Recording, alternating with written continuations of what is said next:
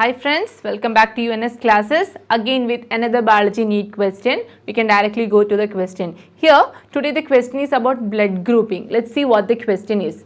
Person with AB blood group are called as universal recipients. This is due to, it's a nice question, right? Why AB blood groups are called universal recipients.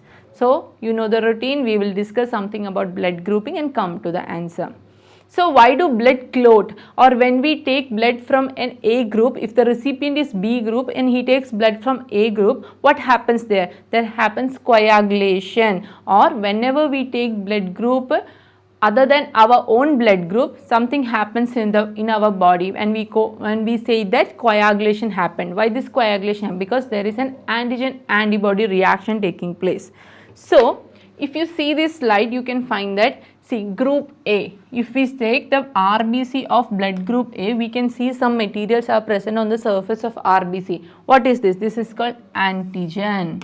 If the RBC has antigen A on its surface, it's called blood group A. If RBC on its surface has antigen B, it's called B blood group. And if the RBC have both antigen A and B on its surface, it's called AB blood group, right? And an RBC which does not have neither antigen A nor antigen B, it's called O blood group, right? There is none written here. They don't have any antigen on their surface, so it's blood group O.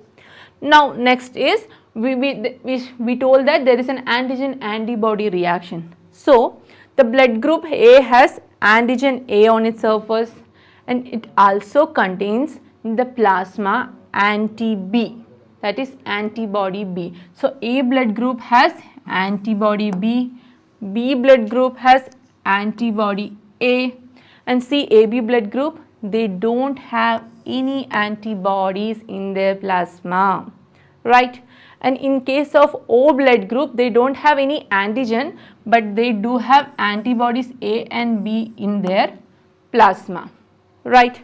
Now see, when an A blood group receives the blood from B blood group, what happens is the antigen present on the B blood, that is antigen B, reacts with antibody B. Okay, reacts with antibody B and forms coagulation. Similarly, this antigen will react with antibody A and forms clumping. Similarly, when both this AB blood group enters in the O blood group, they have antibody A and antibody B. So the antigen A and antigen B will react with both the antibodies present in O blood group.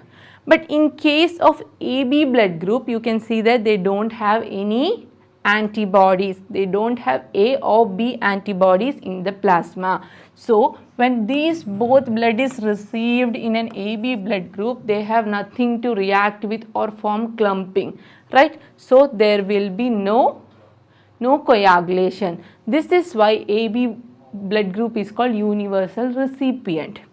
And one more thing, O blood group is called universal donors.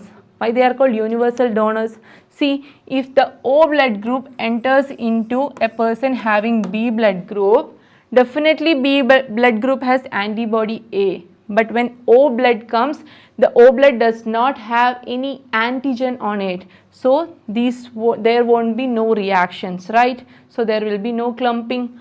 Again, when O goes to A also, they do have antibody B, but O does not have antigen to react with them, right? Here also the same condition. When they come here, there is nothing to react with them and they do not have antigens also. So O is called universal donors and AB is called universal recipients. So let's go back to the question.